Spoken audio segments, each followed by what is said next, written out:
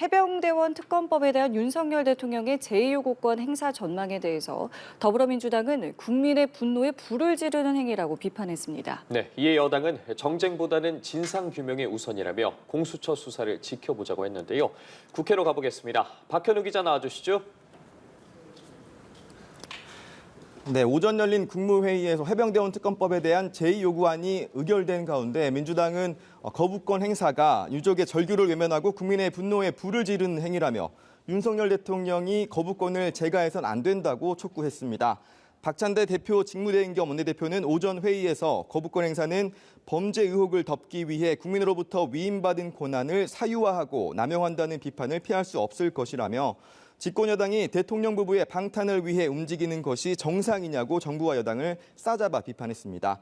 반면 국민의힘 추경호 원내대표는 어제 나온 경찰 수사 결과 발표를 언급하며 공식력 있는 수사기관에서 내놓은 수사 결과로 진상규명에 첫발을 뗐다고 평가했습니다. 그러면서 이제 공수처의 시간이라며 공수처가 조속히 수사 결과를 발표하면 이 사건의 진상을 종합적으로 판단할 수 있을 것이라고 강조했습니다. 민주당은 오늘 오후 열릴 국회 법사위 전체 회의에서 윤 대통령 탄핵 청원과 관련한 청문회 실시 계획서를 채택한다는 방침인데요. 국민의힘은 이를 두고도 터무니없는 선동을 국회로 끌어오겠다는 건 논센스라며 말도 안 되는 청원을 국회에서 논의한다면 그야말로 코미디라고 반박했습니다. 네, 이번엔 여야 전당대회 상황도 살펴보겠습니다. 국민의힘은 오늘 첫 토론회를 열게 되고 민주당에선 조금 전 전해드린 것처럼 김두관 전 의원이 출사표를 던졌습니다. 네, 국민의힘 당권 주자들은 어제 첫 합동 연설회에 이어 오늘은 방송 토론회에서 맞붙습니다.